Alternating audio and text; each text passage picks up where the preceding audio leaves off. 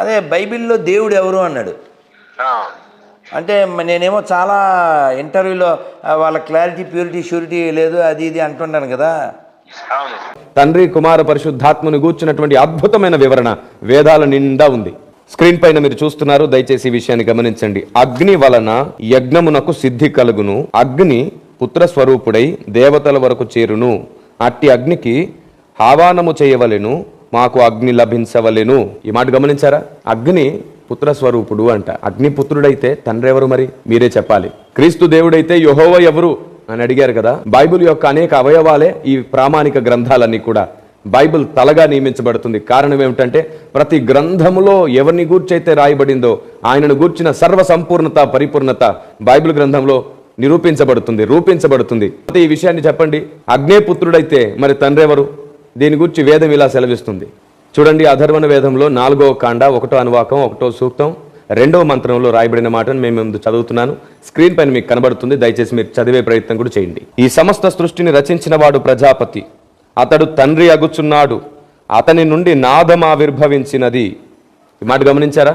ఈ సమస్త సృష్టిని రచించిన వాడు ప్రజాపతి, అతని నుండి నాదం ఆవిర్భవించినది. నాదం ఆవిర్భవించి ఈ సమస్తాన్ని సృజించినది అంట. తండ్రి అని ఒక ఆయన ఉన్నాడు, ఆయన పుత్రుణ్ణి కన్నాడు, ఆ పుత్రుడే ఈ సమస్త సృష్టిని చేస్తున్నాడు.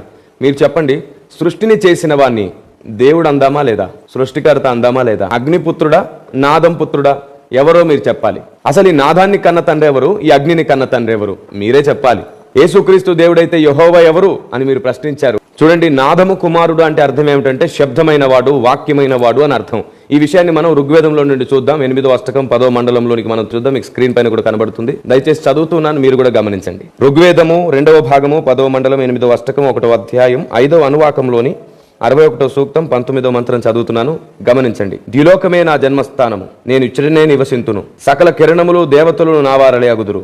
నేను అందరి వాడను, సత్యస్వరూప బ్రహ్మ కన్నా అనగా పరిశుద్ధాత్ముడు సత్యస్వరూప బ్రహ్మ కన్నా ముందే ద్విజులు జన్మించినారు. యజ్ఞస్వరూప గోవు లేక మాధ్యమికే వాక్కు జనించి, ఆ మాట గమనించండి, వాక్కు జనించి ఈ సమస్తమును సృష్టించినది.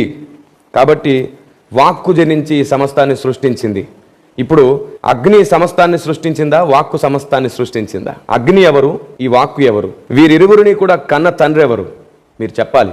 ఎందుకంటే దీని గూర్చినటువంటి అద్భుతమైన సమాధానం, ఖచ్చితమైన సమాధానం బైబిల్ వలన మా దగ్గర ఉన్నది. మేము దీనిని నమ్ముతున్నాం. ఇప్పుడు అర్థమవుతుందా వేదాన్ని మేము ఎందుకు గౌరవిస్తున్నామో?